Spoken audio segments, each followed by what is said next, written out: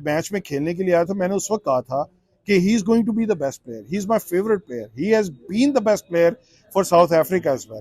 उनको भी समझ नहीं आती कि विकेट कैसा बिहेव करेगी, लाइन और लेंथ को कंट्रोल करके सही जगहों पे बॉल डाल रहा था और वो अनप्लेबल था आज। मुझे भी कुछ ऐसे ही लगा कि वो T20 में टेस्ट प्लेयर बन जाते हैं और टेस्ट के अंदर वो T20 खेलना शुरू कर देते हैं। ही इज अ प्लेयर जो कि प्रोबेबली आपकी T20 वर्ल्ड कप की टीम में सिलेक्ट होना चाहिए। अस्सलाम वालेकुम, welcome to let's talk cricket with Asib and Tahir. मैं ताहिर सईद हूं और हम इस वक्त मौजूद हैं स्वाइप अप कैफे जौहर टाउन में। आज रावलपिंडी स्टेडियम में 2 मैचेस खेले गए। पहला मैच कोयटा ग्लैडिएटर और कराची किंग्स के दरमियान खेला गया और दूसरा मैच इस्लामाबाद यूनाइटेड और लाहौर कलंदर्स के दरमियान खेला गया। दोनों मैचेस एक लिहाज से इंपॉर्टेंट थे भी और नहीं भी। ओवरऑल इम्पैक्ट इन मैचेस का पॉइंट्स टेबल के ऊपर कोई खास पड़ा नहीं, लेकिन आज जो बड़ी इंटरेस्टिंग चीज हुई वो विकेट थी। आज की जो विकेट थी वो it was not a typical Rawalpindi wicket. Rawalpindi wicket traditionally is a high scoring wicket, उसके ऊपर शॉट्स लगती हैं। इस ग्राउंड के ऊपर एवरेज स्कोर इज 208 रन्स। ये वो ग्राउंड है जहां पे सबसे ज्यादा छक्के लग चुके हैं। मगर आज surprisingly the wicket behaved completely differently. I think there was a lot of moisture in the wicket और उस मॉइस्चर की वजह से आई थिंक विकेट रीड करने में बहुत प्रॉब्लम हुई दोनों टीमों को। विकेट को रीड करना is an art in itself. Wicket को रीड करना कोई इतना आसान काम नहीं होता, उसके लिए आपको बहुत ज्यादा एक्सपीरियंस चाहिए होता है। और इत्तेफाक ऐसा है कि हमारे बहुत सारे जो एक्सपर्ट्स होते हैं जो विकेट के ऊपर रिव्यू कर रहे होते हैं और उसके ऊपर जो अपनी कमेंट्री कर रहे होते हैं, उनको भी समझ नहीं आती कि विकेट कैसा बिहेव करेगी। So that is why usually जब ओपनर्स जाते हैं तो वो पहले देखते हैं कि विकेट कैसे बिहेव कर रही है। वो शुरू की 1-2 बॉलें खेलते हैं, उसको असेस करते हैं विकेट के पेस को, विकेट के बिहेवियर को, और उसके बाद वो डिसाइड करते हैं कि उन्होंने किस तरह खेलना है। आज का जो मैच था उसका पहला जो मैच था जो कि कराची और कोयटा के दरमियान खेला गया था, उस मैच का टॉस जो था वो कराची ने जीता। शान मसूद ने टॉस जीता और उन्होंने कोयटा ग्लैडिएटर्स को पहले खेलने की दावत दी, which turn out to be a very good decision. क्यों? क्योंकि आई थिंक शान ने फील कर लिया था कि इस विकेट के अंदर थोड़ा सा मॉइस्चर है, बॉल थोड़ी रुक के आएगी, जिसकी वजह से उससे बेहतर ये समझा कि जी पहले कोयटा ग्लैडिएटर्स को खिलाया जाए और चेस किया जाए बाद में स्कोर को, विकेट का बिहेवियर देखने के बाद। अगर ये टिपिकल रावलपिंडी की विकेट होती तो I am sure Shan Masood toss जीत के पहले बैटिंग करता, बट चूंकि मॉइस्चर था इस वजह से उसने बाद में खेलने का फैसला किया। अच्छा, जब कोयटा ग्लैडिएटर्स बैटिंग करने के लिए आई, जेसन रॉय और सऊद शकील ने ओपनिंग की। They started off really well, दोनों अच्छा खेल रहे थे। उन्होंने कॉशन के साथ स्टार्ट किया। उन्होंने असेस कर लिया था कि विकेट का बिहेवियर थोड़ा डिफरेंट है, so they started playing cautiously, but they gave a good start to Quetta gladiators. But आज मुझे ऐसे लगा जैसे कराची किंग्स जो थी अपना होमवर्क करके आई थी।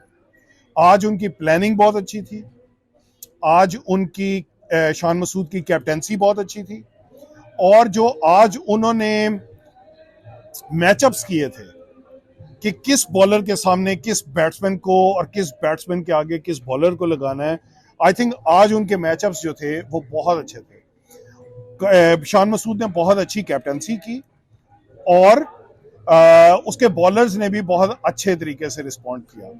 जैसा कि मैंने कहा, it was a difficult wicket, so Quetta आज कोई बहुत बड़ा स्कोर पुट अप नहीं कर सकी। Rather I think it was a very very disappointing performance by Quetta. Jason Roy और सऊद शकील ने अच्छा स्टार्ट किया। 20 रन के स्कोर पे जेसन रॉय आउट हुए जी।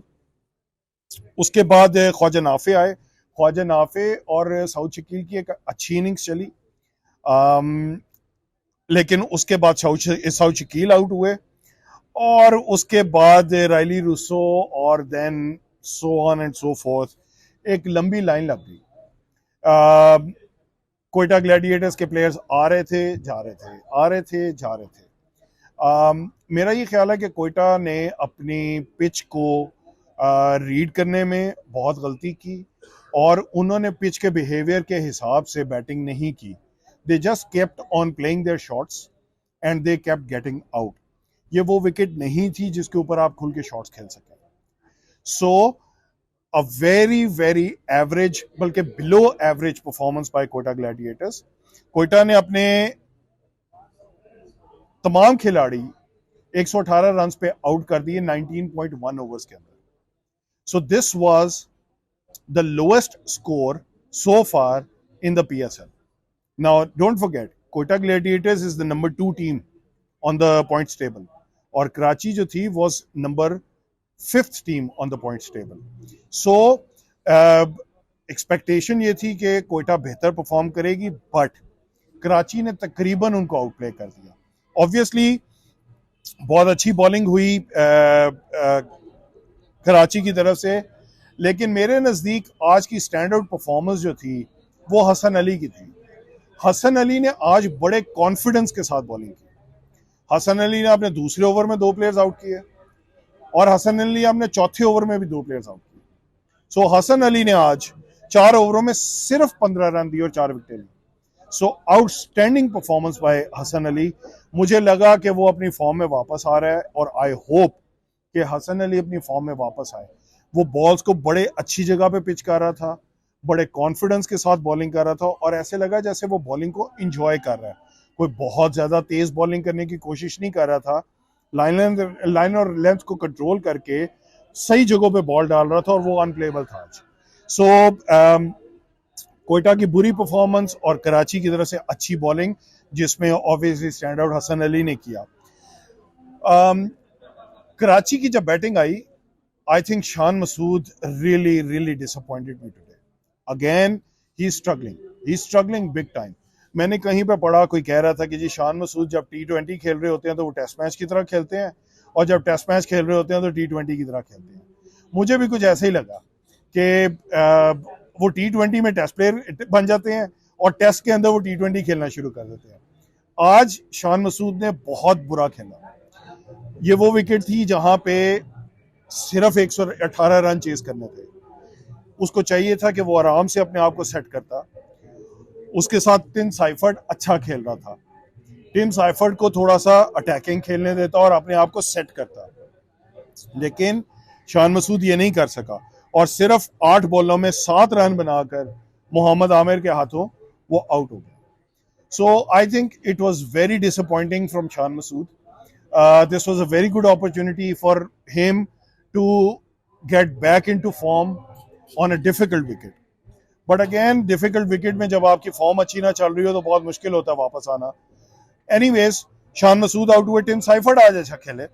टिम साइफर्ट और जेम्स विंस ने एक लंबी पार्टनरशिप लगाई. जेम्स विंस के आउट होने के बाद शुएब मलिक और टिम साइफर्ट ने मैच को तकरीबन एंड तक पहुंचाया. शुएब मलिक जो थे वो ही remained not out at on 27. Tim Seifert ने 31 बॉलों में 49 रन बनाए और 28 बॉलों में जेम्स विंस ने 27 रन बनाए. जेम्स विंस भी कोई बहुत अच्छी फॉर्म में नहीं है, बस वो आई चलाई कर रहा है, थोड़ी सी विकेट को ऑक्यूपाई कर लेता है. लेकिन आज मैच की सिचुएशन ही यही थी कि आज सिर्फ विकेट ऑक्यूपाई करने की जरूरत थी, स्कोर हो जाना था. सो a good match by Karachi Kings, a good result for Karachi Kings.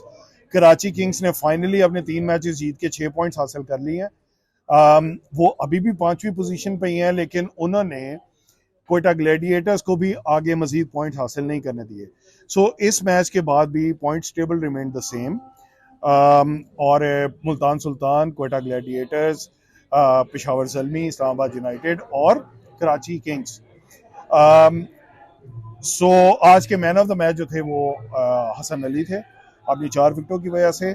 सो इस मैच को बड़ी आसानी से कराची किंग्स ने जीता.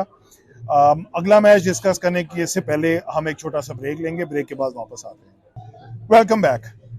आज का दूसरा मैच लाहौर कलंदर्स और इस्लामाबाद यूनाइटेड के दरमियान खेला गया। अगेन उसी विकेट के ऊपर, जिस विकेट के ऊपर पहला मैच खेला गया, उसी विकेट के ऊपर दूसरा मैच खेला गया। So wicket was behaving again, moisture उसके अंदर मौजूद था। It was a difficult wicket to bat on. जो बॉल था वो बैट के ऊपर बिल्कुल सीधा नहीं आ रहा था, रुक के आ रहा था। सो आज जो लाहौर कलंदर्स की परफॉर्मेंस थी वो निस्बतन बेहतर रही। टॉस जीता जी इस्लामाबाद यूनाइटेड ने और उन्होंने लाहौर कलंदर्स को पहले खेलने की दावत दी। साहिबजादा फरहान और फ़खर जमान ने ओपनिंग की। अच्छा, आज इन्होंने फिर लाहौर ने अब्दुल्ला शफीक को नहीं खिलाया। मेरे नज़दीक they have wasted Abdullah Shafique. Abdullah Shafique के बारे में मैं बार बार कह रहा हूँ, ही इज़ अ प्लेयर जो कि प्रॉबली आपकी T20 वर्ल्ड कप की टीम में सिलेक्ट होना चाहिए, बट इन्होंने अब्दुल्ला शफीक को अभी तक सिर्फ 2 मैचेस खिलाए हैं और अब्दुल्ला शफीक आज भी नहीं खेला। आज लाहौर कलंदर्स ने काफ़ी चेंजेस की। लाहौर कलंदर्स ने आज 2 इमर्जिंग प्लेयर्स को खिलाया। एक तो थे जहांदाद खान और दूसरे इन्होंने नए प्लेयर को खिलाया जिनका नाम है तैयब अब्बास। और Tayyab Abbas is spin bowler और नहीं, स्पिन बॉलर नहीं है, he is a slinging bowler, जिस तरह जमान खान है। जमान खान की तरह का वो एक स्लिंगिंग बॉलर है। दो एक जैसे बॉलर, आई डोंट नो, मुझे बहरहाल मुझे उस सिलेक्शन की समझ नहीं आई। 2 एक ही तरह के बॉलर खिला लिए। उधर सलमान इरशाद भी उसी तरह का बॉलर है। सो एनीवेज, सो एक तो इन्होंने 2 ये प्लेयर्स खिलवाए, इमर्जिंग प्लेयर्स खिलवाए, जिसमें ये नया बच्चा खिलाया तैयब अब्बास। दूसरा इन्होंने एहसन हफीज को वापस बुलाया। Ehsan Hafeez is a spinner. आज डेविड वीजा भी वापस आए और शे होप भी वापस आए टीम के अंदर, और मेरा ख्याल है इन्होंने कामरान गुलाम को बिठाया था। सो आई थिंक आज इस टीम का कॉम्बिनेशन निस्बतन बहुत बेहतर था। जो स्टार्ट था वो बड़ा इंटरेस्टिंग था। साहिबजादा फरहान और फ़खर जमान ने जब ओपनिंग की है तो सामने से बॉलिंग कर रहे थे नसीम शाह, और नसीम शाह ने कोई बॉलिंग की है, भाई मजा आया। He was absolutely unplayable. उसने जो पहला मेडन ओवर किया वो साहिबजादा फरहान की बस से बाहर था। उस बेचारे को समझ ही नहीं आई उसके साथ हो क्या रही थी। साहिबजादा फरहान नजर चढ़ा है नसीम शाह की। अच्छा, इंटरेस्टिंगली उसको आउट हुनैन शाह ने किया, लेकिन जो उसके ऊपर प्रेशर बिल्ड किया वो नसीम शाह ने किया। तो नसीम शाह ने उसको कंप्लीटली अनप्लेबल करके हुनैन शाह को जब वो मारने गया वो आउट हो गया। सो साहिबजादा फरहान ने आज 12 बॉलों के ऊपर सिर्फ 2 रन बनाए। वेरी अनलाइक साहिबजादा फरहान, लेकिन I think it was all because of Naseem Shah. So excellent bowling bye Naseem Shah. और उसके बाद फ़खर जमान और रासिब एंडरडूसन। फ़खर तो आज भी नहीं चला। फ़खर ने अगेन कोशिश की कि किसी मिरेकल के तहत शायद वो फॉर्म में आ जाए, बट आई डोंट थिंक ऐसे वो फॉर्म में वापस आएगा। देखें, जब कोई प्लेयर अपनी फॉर्म में नहीं खेल रहा होता या अच्छी फॉर्म में नहीं होता तो फॉर्म में वापस खेल के ही आते हैं, लेकिन उसके कुछ तरीके होते हैं। या तो आप उसकी पोजीशन चेंज कर दें। सो फ़खर जमान मुसलसल अगर ओपनिंग में फेल हो रहा है तो आप उसको 1 डाउन या 2 डाउन ले आओ, उसकी पोजीशन चेंज कर दो। शायद वो जो शुरू के बॉल के ऊपर वो स्ट्रगल कर रहा है, शायद नीचे आके वो जरा उसको थोड़ा सा बेहतर खेलने का मौका मिल जाए। दूसरी ऑप्शन ये होती है कि उस प्लेयर को आप 1-2 मैचेस के लिए ड्रॉप कर दें। देखिए, फ़खर की बैटिंग टैलेंट के ऊपर कोई एतराज नहीं है, इसके ऊपर कोई आर्ग्यूमेंट भी नहीं है, but he is in a very very bad form. 7 मैचों में फ़खर जमान ने कोई परफॉर्मेंस नहीं दी है। आप उसको मुसलसल खिलाते जा रहे हैं, वो मुसलसल फेल होता जा रहा है। और आज तो आपका साहिबजादा फरहान में नहीं चला। सो डिजास्टर स्टार्ट हो गया ऊपर से। ये तो लाहौर को शुक्र अदा करना चाहिए रासिब एंडरडूसन का, जब रासी वेंडरडूसन पहले मैच में खेलने के लिए आया था, मैंने उस वक्त कहा था कि he is going to be the best player, he is my favourite player, he has been the best player for South Africa as well. Rassie van der Dussen is technically the best player और वो इतनी अच्छी form लगी हुई है उसकी। सो रासी वेंडरडूसन की वजह से लाहौर कलंदर चल गई। आज लाहौर का बैटिंग ऑर्डर भी काफी बेहतर था। साहिबजादा फरहान, फखर जमान, रासी वेंडरडूसन, आज शे होप को इन्होंने नंबर 4 पे खिलाया, जो उसके लिए बिल्कुल करेक्ट पोजीशन है। बट शे होप के फखर आउट हो गया, शे होप जल्दी आउट हो गया। अगेन आपके पास नीचे सिकंदर रजा मौजूद है, आपने ऑलरेडी सिकंदर रजा को अंडर यूटिलाइज किया हुआ है और शाहीन ने अपने आप को ऊपर प्रमोट कर दिया। अच्छा, आज शाहीन का फ्लूक लग गया, it was a difficult wicket to bat on, so आपके छिक्के नहीं लगने थे, वो इत्तेफाक से आपको बैट के नीचे कुछ बॉलें मिल गई और आपके छिक्के लग गए। शाहीन ने 14 बॉलों पे 30 रन बनाए और 4 छिक्के मारे। बट मेरा ये ख्याल है कि यहाँ पे उसको सिकंदर रजा को बाहर भेजना चाहिए, पहले भेजना चाहिए था, क्योंकि शाहीन नीचे आके भी ये काम कर सकता था। लेकिन सिकंदर रजा अंडर यूटिलाइज्ड है और वो कोई बहुत ज्यादा रन भी नहीं कर पा रहा। So this was a moment where Rassie van der Dussen और सिकंदर रजा मिलकर एक पार्टनरशिप बिल्ड कर सकते थे। बट एनीवेज शाहीन का वो जो एक फ्लूक था वो लग गया और शाहीन ने अच्छा स्कोर कर दिया। सिकंदर रजा दोबारा नहीं चले, सिर्फ 10 बॉलों में 4 रन बनाए और जल्दी आउट होके चले गए। उसके बाद एहसन हफीज और डेविड वीजा, एहसन हफीज ने रासी वेंडरडूसन के साथ मिलकर पार्टनरशिप बिल्ड की। एहसन हफीज आउट हुए, उसके बाद डेविड वीजा आए। डेविड वीजा ने आज पूरे टूर्नामेंट में ये दूसरा मैच खेला है लाहौर कलंदर की तरफ से, और वो किसी मतलब उसको मुर्शद कहते हैं तो गलत नहीं कहते, डेविड वीजा वाकई मुर्शद है। सिर्फ 11 बॉलों में 24 रन, और उसने और रासी वेंडरडूसन ने आके जो रन रेट को एक्सेलरेट किया है। लाहौर कलंदर्स 20 ओवरों में 162 रन बनाकर 7 खिलाड़ी आउट हुए।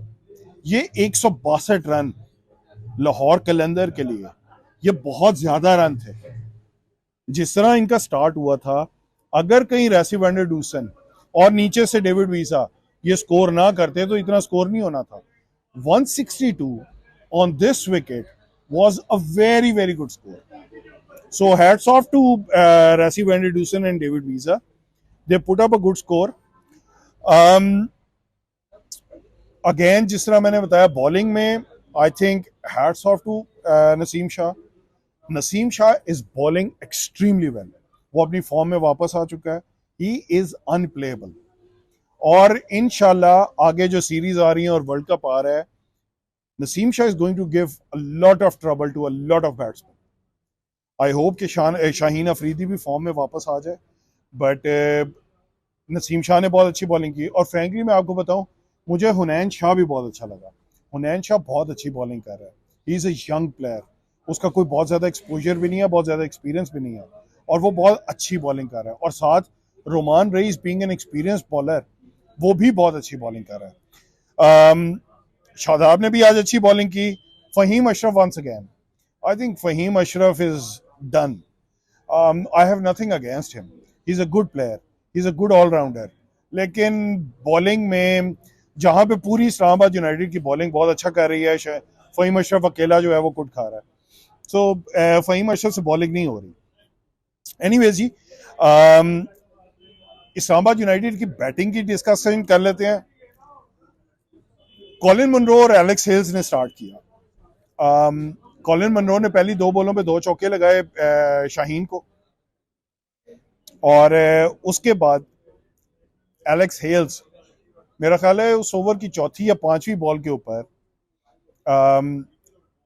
लॉन्ग ऑन पे, लॉन्ग ऑफ पे, शायद लॉन्ग ऑफ था, लॉन्ग ऑन था, लॉन्ग ऑफ था, लॉन्ग ऑफ पे कैच आउट हो गया. और जहांदाद खान ने एक इंतहाई शानदार, जिसको कहते हैं ना blinder, it was a blinder. वो कैसे उसके हाथ में आ गई बॉल नहीं समझ आई. और एक चीज जो मैंने मेंशन नहीं की, आज के मैचेस में जो फील्डिंग हुई है, इट वाज इनक्रेडिबल. हमने पहले डिस्कस किया कि जी fielding performance was very very bad, और इस पीएसएल के अंदर कोई अच्छी फील्डिंग परफॉर्मेंसेस देखने को नहीं मिली। लेकिन आज फॉर अ चेंज बहुत अच्छी फील्डिंग हुई है। एक तो कॉलिन मनरो ने जो बाउंड्री पे कैच पकड़ा, वो that was an outstanding catch. उसके बाद जहांदार खान का ये वाला कैच, जहांदार खान ने इसके बाद एक कैच और पकड़ा था अपनी ही बॉलिंग पे, वो कैच भी बहुत अच्छा था। और उसके अलावा एक कैच और था जो मुझे याद नहीं आ रहा। इट वाज आज बहुत अच्छी फील्डिंग हुई है।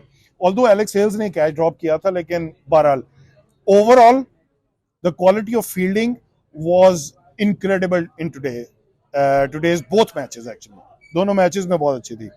सो Colin Munro, Alex Hales, Alex Hales तो 0 पे गए, कॉलिन मनरो ने 15 रन बनाए, आगा सलमान, शादाब खान, जॉर्डन कॉक्स, इमाद वसीम, ये सारे खिलाड़ी बहुत जल्दी आउट हो गए। इनकी तरफ से कोई इतनी अच्छी परफॉर्मेंस नहीं थी।